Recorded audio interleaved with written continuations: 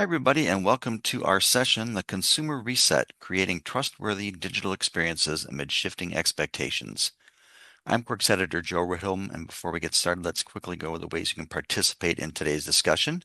You can use the chat tab to interact with other attendees during the session, and you can use the Q&A tab to submit questions for the presenter during the session, and we'll answer as many questions as we have time for during the Q&A portion at the end.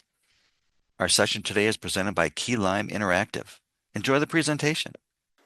Welcome everybody to today's webinar. The digital landscape has shifted significantly, and today we'll explore what that means for consumer trust and engagement. My name is Eugenio Santiago. I'm the president of Key Lime Interactive, and I'm excited to guide you through how businesses can create seamless, inclusive, and trustworthy digital experiences. Before we begin, I'll tell you a little bit about myself. I am a user research professional with over 20 years of experience designing and executing research and sharing actionable insights. Many years ago, I cut my teeth as someone who supported user research projects, graduated to running projects of my own, where I did get an opportunity to travel to over 43 different cities globally to run this research. And now, I lead this research organization of about 40 researchers, and we're tasked with executing research for some of the most well-known brands in the world. Over the last 5 years, I've been personally focusing on scaling research ops and educating my team on how to make an impact with the research that we conduct. At Key Lime Interactive, we believe that knowing your customers' needs and understanding their behavior is the key to business success. And our focus is to bring information to our clients so that they can create better and more inclusive experiences, products, and services. So really quickly, this is what I plan on going over today in our short but hopefully impactful session. I'm going to start with a little bit of context setting and share with you all what we're up against. Then we will dive into topics about building trust through digital experiences and creating inclusive and adaptable journeys. And then we'll do a quick recap. So let's start with understanding the current consumer landscape. So now, more than ever, knowing your customers and understanding their behavior is the key to business success. This is because of how rapidly things are evolving. Right? Consumers expect more options, they want faster service, and they have higher standards. And it's not only about reacting to what they do, but about predicting and guiding their journey. So, what exactly is going on? And there's a lot. But before we get into how consumer behavior and priorities are shifting, I want to quickly touch upon some of the external factors we have to contend with, right? And these are things that businesses have to be mindful of, even though they don't really have a lot of control over, but these things are influencing consumer expectations. So things like our current economic uncertainty is leading towards consumers more closely scrutinizing their options, say more so than they did in the past. And as consumers, most of us nowadays are in pursuit of value. Right. In addition to that, over the last 5 years, digital transformation has continued to revolutionize how consumers engage with brands, and our changing demographics are playing a big role in moving the target of what it takes to win over customers. So these things make the task of defining value not so easy. As we think of the generations of people on the planet, there's definitely overlap, right, in what we collectively define as value. However, our approach to decision-making, shopping, things like that, right, can vary pretty greatly. And so, for instance, baby boomers, who are mostly, or most of them are adapting to online shopping, appreciate things like clear communication, reliability, and easy-to-use interfaces. So focusing on their needs of convenience and trust can go a long way into gaining their loyalty. When it comes to Gen X, we value quality, practicality, and convenience. We're a pretty practical bunch. Millennials value authenticity and social proof and personalization. And if you don't get it right, they are quick to explore, alternatives. And Gen Z is growing accustomed to fast and seamless digital experiences. On top of that, they also expect brands to be able to be about something, right? To stand for something. And they align themselves with the brands that match their values, right? So things like mental health prioritization, inclusivity, and social responsibility, just to name a few. And so what does all of this, mean, these changes, these factors mean for business? Well, it means that consumers today have heightened expectations for digital experiences, right? There is a increasingly growing demand for those experiences to also be frictionless and seamless. We have to contend with increased consumer skepticism, where trust remains and continues to be a core driver for brand loyalty. And then there's this growing expectation for personalization and ethical digital practices. And so when I think of these, I think about, man, that's a lot. And, what do we need to do? And if we don't get it right, how forgiving will customers be if we don't get it right? And the data suggests that they won't be very forgiving at all. In fact, according to a 2023 PwC study, it found that 32% of consumers would stop doing business with a brand after just one single poor experience. So I mentioned briefly the importance of trust, and I want to expand on that, right? Trust is fragile, but it's critical. And I'm going to break it down into 4 actionable pillars. So the first pillar is security and privacy. Then we've got seamless and reliable experiences. We follow that with authenticity and transparency. And then lastly, we have human-centered design. We believe trust is the foundation of successful digital engagement.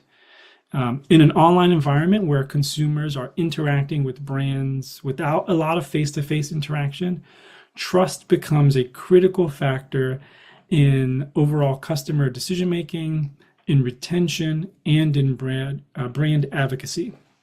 And trust can directly impact retention and revenue. So I'm going to talk about the different ways that trust can really impact important business KPIs and ultimately the bottom line, right? Consumers who trust a brand generally are more likely to stay loyal, whereas a lack of trust can lead to high churn rates, as users, right, might abandon brands that don't provide security, transparency, and reliability. So in this scenario, trust can be closely tied to achieving higher customer retention. Another thing that trust can do is that it can increase the overall customer lifetime value, right? Generally, loyal and trusting customers tend to spend more money over time, making them more valuable than transactional or one-time buyers. Another example of how trust can directly impact business KPIs could be through the lens of trustworthy checkout experiences, right? Where those are leading to fewer abandoned carts, which are boosting conversion rates. Trust can and will often lead to stronger word of mouth and referrals, right? Because customers who trust a brand are more likely to recommend it to others, which leads to organic growth. And then the last example that I wanted to share is around competitive differentiation, where in particular, markets where products and prices are similar, trust can become a key differentiator. So I'm thinking of industries like finance, healthcare, and e-commerce, where there's some degree of parity. Trust, right, can really be the thing that moves the needle. So I talked sort of generally just now about how trust can influence positively and negatively some important business metrics. But I also want to leave you with a tangible example of what that looks like in practice. And so I'm going to talk about something that I believe most of us are familiar with, and that's shopping on Amazon.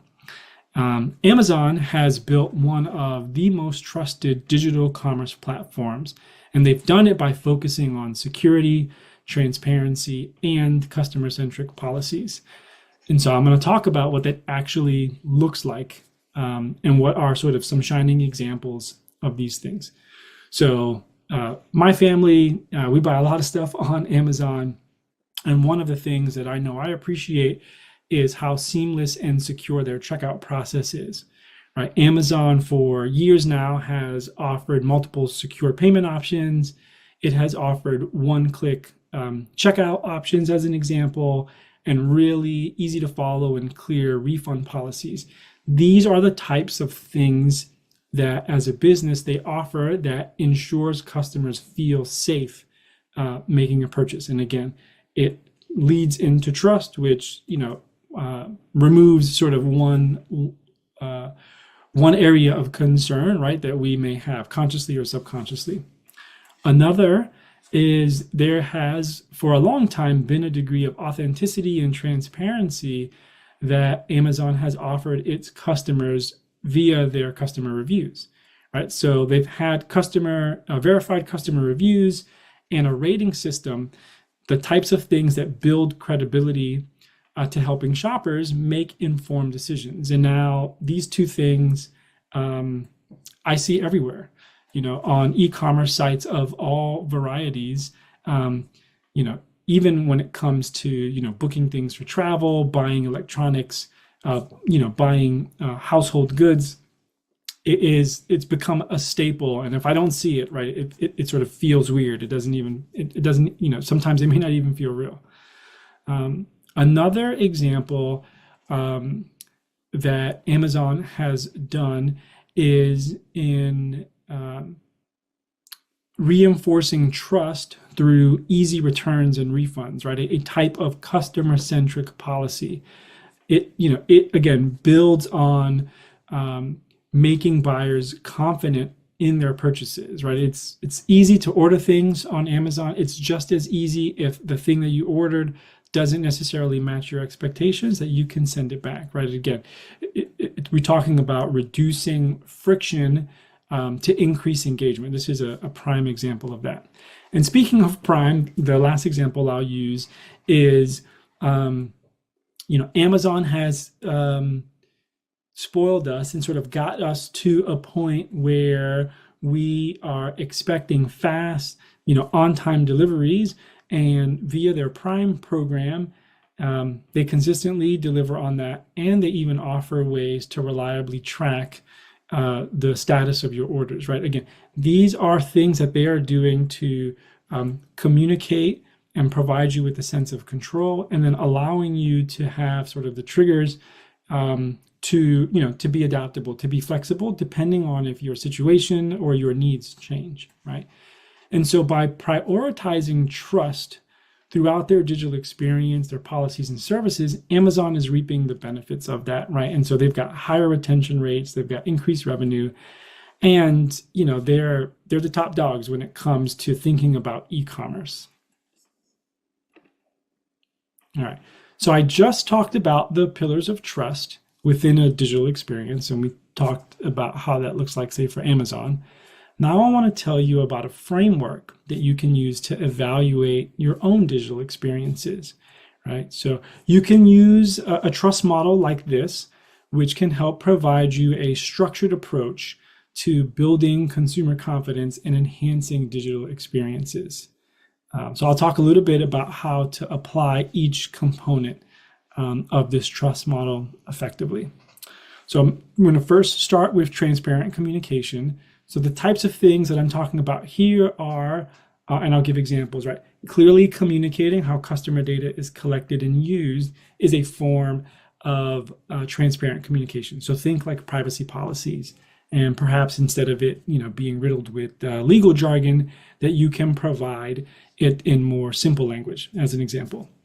Another example of transparent communication can be in the transfer of information, as we're doing research online, another really specific example can be, providing straightforward pricing, no hidden fees, clear return policies. Like, be upfront with that information. There's no real value in hiding it in fine print. Again, it goes a long way in if you can help people reach their decision point faster, um, even subconsciously, they'll appreciate it more. No one likes to jump through hoops to only find out that what you think was going to be a good fit is not going to be a good fit. You're not necessarily doing yourself any favors. You're also not, really influencing your ability to convert, right? And that's ultimately what you're looking for. Another example of transparent communication, I talked about this with Amazon, is real-time status updates, right, on things like orders, transactions, customer support calls, keeping people in the loop, letting them know that you're dealing with it. Again, it goes a long way into removing that from sort of the list of problems that people have. And again, it goes a long way into how they ultimately perceive your brand. Another part of the trust model that I want to talk about is reliable interactions. We're focusing on digital, but it's interactions in general. This is about performance. This is about ultimately properly setting and meeting the expectations that consumers have of us. So in the digital landscape, that can manifest itself in things like the website and the app working when people expect it to work. Fast loading times, minimal downtime. We can't take these things for granted, and the overall impact that they have on how people perceive, brands overall. Accuracy and information is important. So whether that is through chatbots, customer support, FAQs, providing accurate and consistent responses is proving a degree of reliability right to your customers, which again builds trust. Another portion of the trust model, the U, here stands for user-centered design. User-centered design, some examples, here, if we're thinking, say, about e-commerce or digital experiences, again, there's this move towards personalization. And so moving towards personalization is about understanding users' needs, trying to meet them where they are. One of the things that we need to be mindful of is that we need to sort of get into this Goldilocks zone of providing personalized experiences without being too intrusive, right? We want to provide contextually relevant recommendations, but the challenge is, can we do it without excessively tracking or coming across as creepy, right? There's sort of a fine zone in there. Another example of user-centered design is designing with accessibility in mind. I'm going to talk about that in the next slide or so. But again, understanding people's needs, creating that bridge goes a long way into building that rapport, building that trust that creates that customer loyalty. There are a number of things that fall into this category, but user-centered design is not like a sticker that you slap on something. It is about continuous iteration, right? So you're continuously collecting and applying customer feedback to improve things like usability. That's how you are adding to the trust bucket.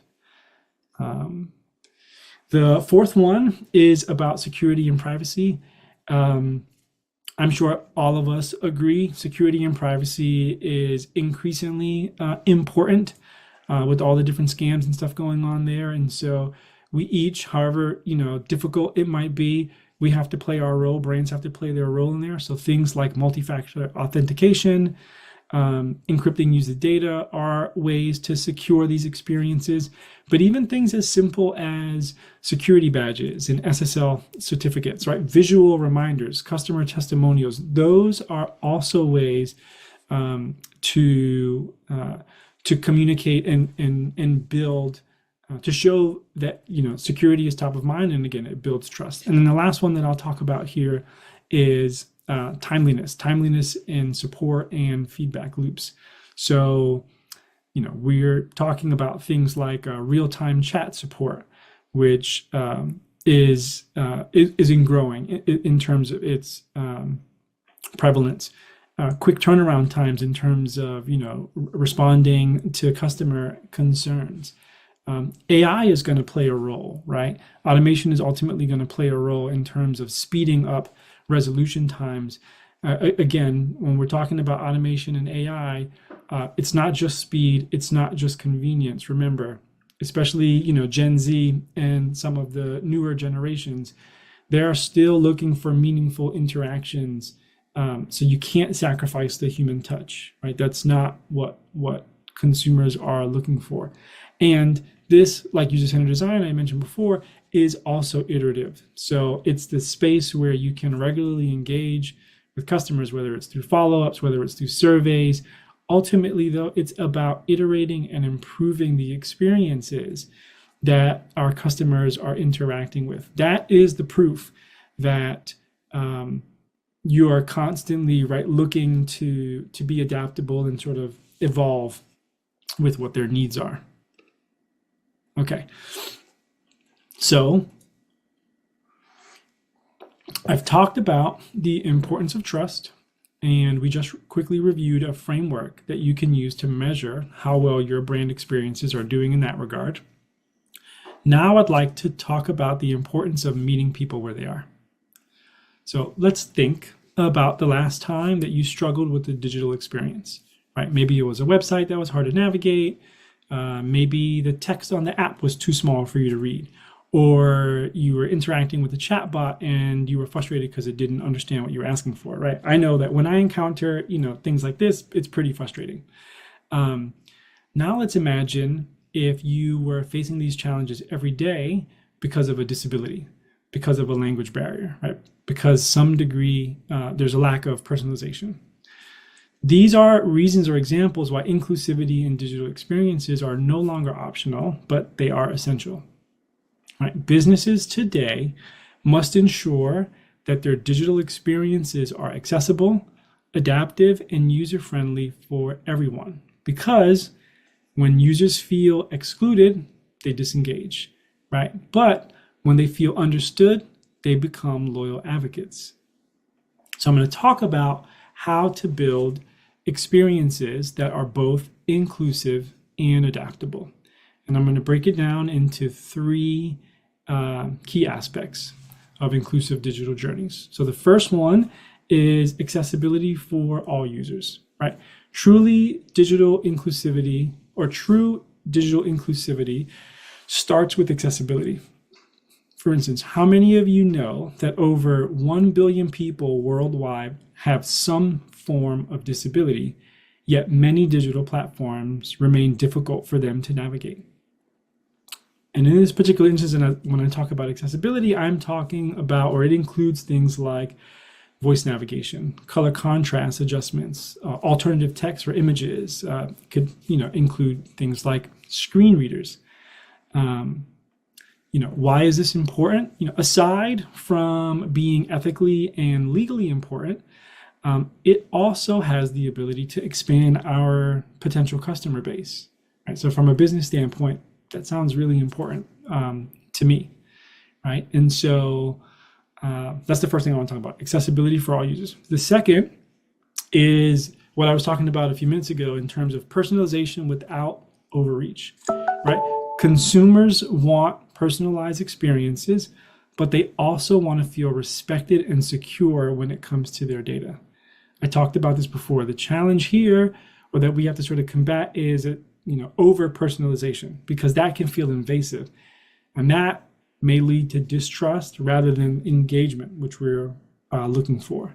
And so the solution there is to be thinking about how you go about personalizing. Are you doing it in an ethical way, whether that includes AI or not, right? You need to respect user preferences, and you need to lean much more towards providing transparency in how data is used.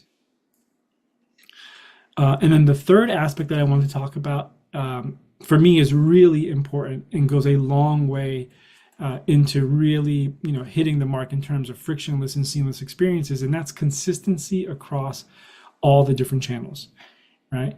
Users are interacting with brands across multiple touch points, digital touch points like mobile apps, computers, phones, voice assistants, but even analog, right?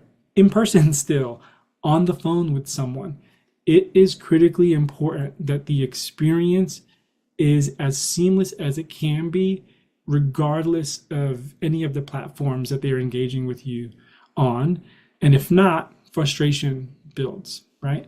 And so, what does consistency look like? I'll give you an example, right? So, let's imagine you're booking a trip or you're exploring, a cruise, and you're online and you're looking for some information, and maybe you get about 75, 80% of the way there, but there are some questions that come up. So maybe you start on your phone, but then you sort of pick it up when you get home on the computer.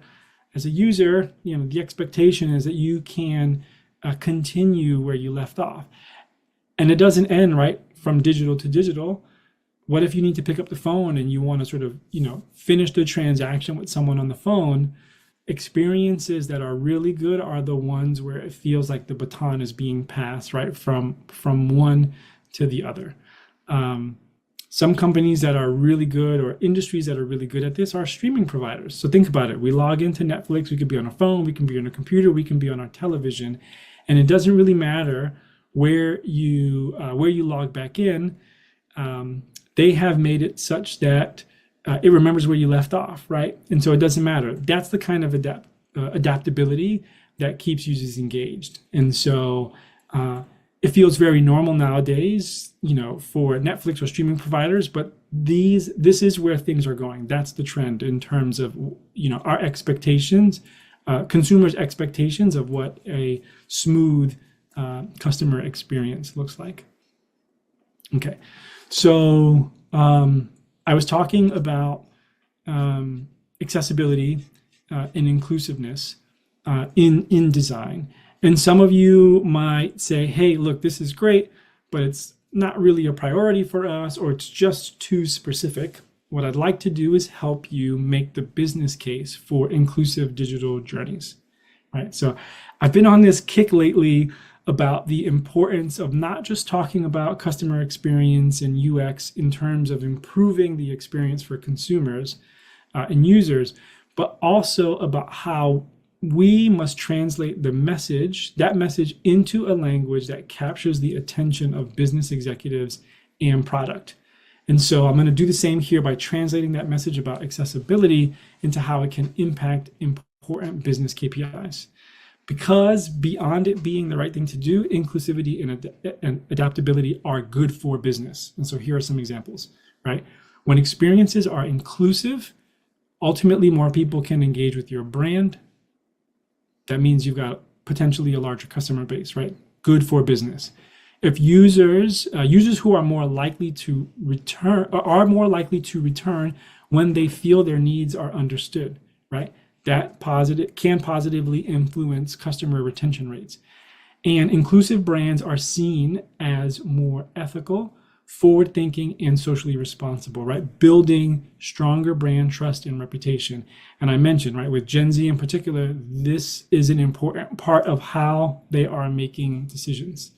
I read in a study by Accenture that companies with inclusive digital experiences saw a 1.6x higher customer engagement rate and up to 30% higher retention. Right? This data proves that inclusive design isn't just a nice to have, but it's also a competitive advantage. And then the last thing I want to leave you with is, remember that example I mentioned about someone with visual impairment having a difficult time using an app? One of the major things that we've learned when researching these types of scenarios here at Keylime is that while some people live with these challenges all the time, many of us will encounter very similar challenges often, right? So I personally do not have a permanent visual impairment, but I can still find myself in an environment where the lighting might be poor, right? Or some other environmental condition impairs my vision, and therefore my ability to interact with an app is now occurring in a less than ideal manner. right? So the takeaway here is that many times when we address accessibility issues, they result in improvements for everyone.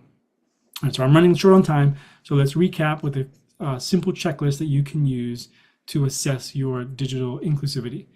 So I want you to be thinking about 5 questions that you can ask yourself so that you can assess how well your digital inclusivity is. The first one is around accessibility. Can all users, including those with disabilities, navigate your platform? 2, ethical personalization. Are you customizing experiences without overstepping privacy? 3, consistency is king, right? Is your experience seamless across multiple devices, multiple channels? Number 4, are you designing for diverse audiences? And number 5, are you regularly refining your inclusivity efforts? If you address these questions, then the businesses you work for can ensure that they aren't just meeting today's consumer expectations, but they are also future-proofing their digital experience strategies. And remember, inclusivity is not a one-time thing like user-centered design. It's an ongoing commitment to creating digital experiences that work for everyone. All right, so to wrap up, these were 3 of the main things that I wanted to leave you with in terms of how consumers are sort of resetting their expectations. Trust is critical. Security, transparency, and human-centered design drive loyalty, and inclusive and adaptable experiences are the future. We believe brands that prioritize trust and inclusivity will be the ones that thrive in this new landscape. Thank you for your time. I hope we have some time for some additional questions. Again, thank you.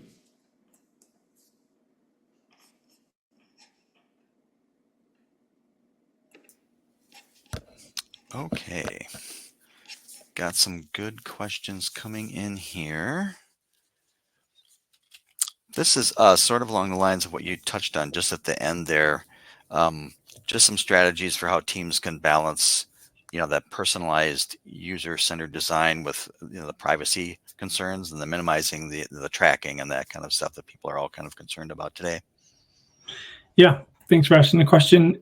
It's the way that we typically look at it, it's about balancing personalization and privacy. It's not necessarily about choosing one over the other.